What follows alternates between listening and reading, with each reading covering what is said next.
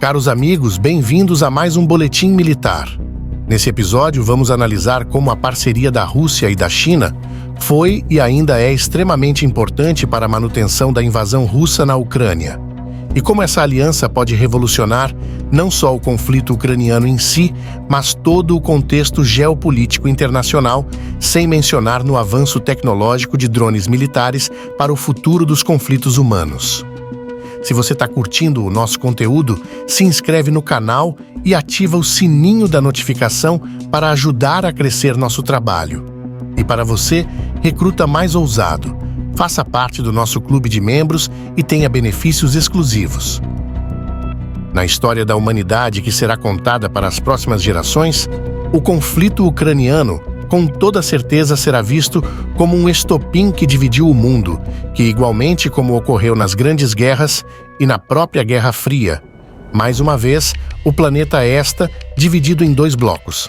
De um lado, as potências ocidentais, colocando suas economias em estado de guerra e tomando partido ao lado ucraniano no confronto, promovendo uma nova corrida armamentista como nunca visto pela humanidade. Por outro lado, os russos não estão só nessa empreitada. Após o início da invasão da Ucrânia, ficou evidente a formação de uma aliança em volta dos russos, que líderes ocidentais já estão chamando de o eixo do mal.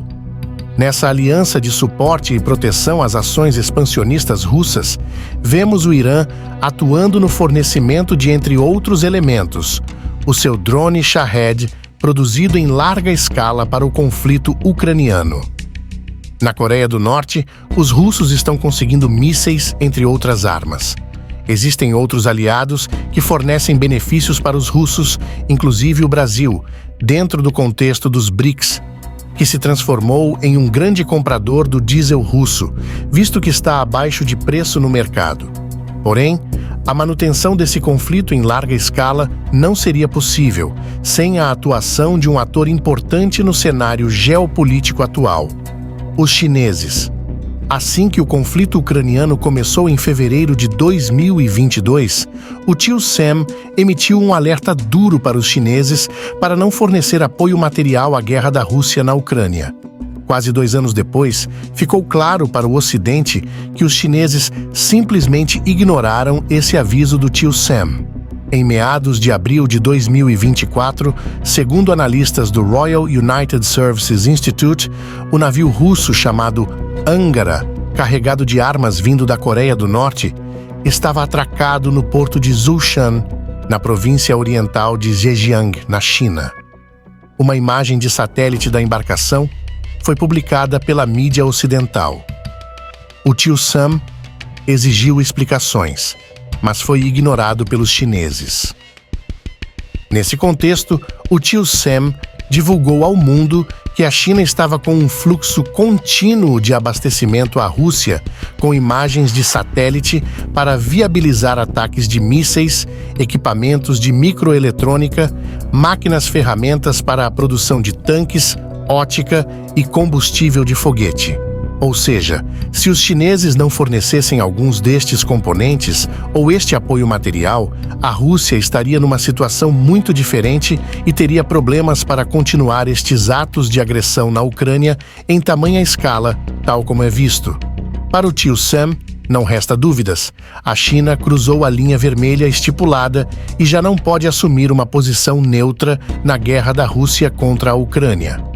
Através de relatórios de inteligência, fica evidente que nesse momento, em maio de 2024, a China é o maior fornecedor disparado da base industrial militar da Rússia, com o efeito material de ter mudado fundamentalmente o curso da guerra.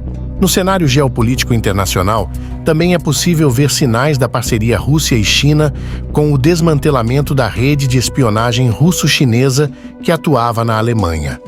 Em abril, os serviços de segurança alemães efetuaram 3 detenções de espiões russos e chineses de alto perfil, um dos quais era assistente de um eurodeputado alemão. E isso é apenas a ponta do iceberg, disse Konstantin von Notz, presidente da Comissão Parlamentar de Inteligência. Os estados autoritários estão a tentar desestabilizar e influenciar as nossas democracias quase todos os dias. Vale a pena começar pelo fato de que há centenas de espiões na Alemanha estão tentando prejudicá-la.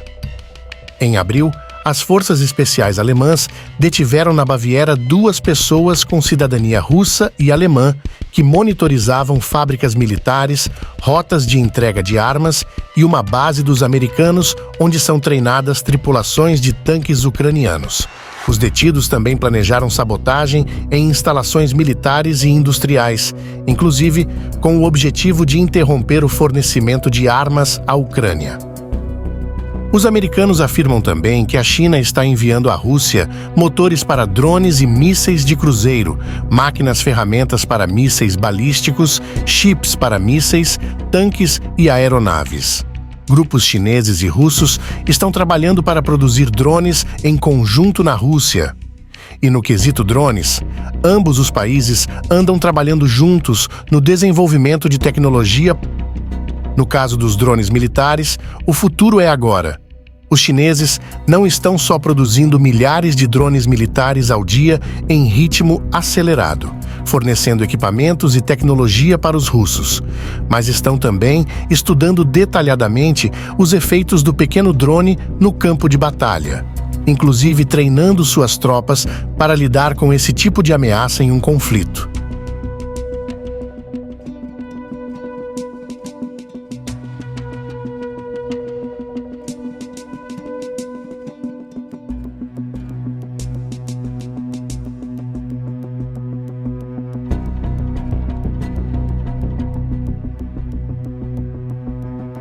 Vale lembrar que os chineses possuem uma das maiores forças armadas do mundo, sem mencionar que eles estão produzindo porta-aviões e revitalizando sua marinha a um ritmo alarmante, visto que os chineses têm suas próprias ambições expansionistas no Mar da China e um iminente conflito por Taiwan vem se formando no horizonte. Ou seja, a forma como as potências ocidentais reagem à invasão russa da Ucrânia irá ditar o tom da abordagem que os chineses vão ter em seus conflitos no futuro próximo. Frente às evidências, é um fato que a China não pode reivindicar total neutralidade neste caso. Na verdade, os chineses já escolheram seu lado no conflito. Após se tornar o maior fornecedor de armas russo, fornecer tecnologia de satélites chineses, atuar no ramo da espionagem juntos, sem mencionar no suporte para os navios de cargas militares russos, ou seja, quando a China tenta apresentar-se como uma parte neutra no que diz respeito a esta guerra na Ucrânia, não dá para acreditar.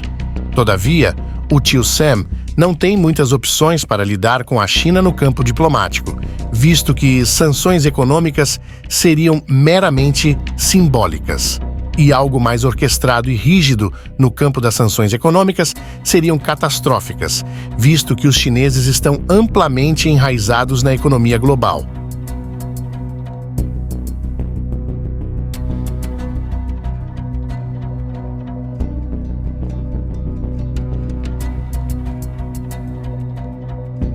O que você acha? Será que essa divisão global em blocos, de um lado o tio Sam liderando as potências ocidentais, do outro os russos e chineses liderando o que vem sendo chamado de eixo do mal, tem semelhanças com a divisão global durante as 2 grandes guerras do passado? Como você acha que terminará esse capítulo da história humana?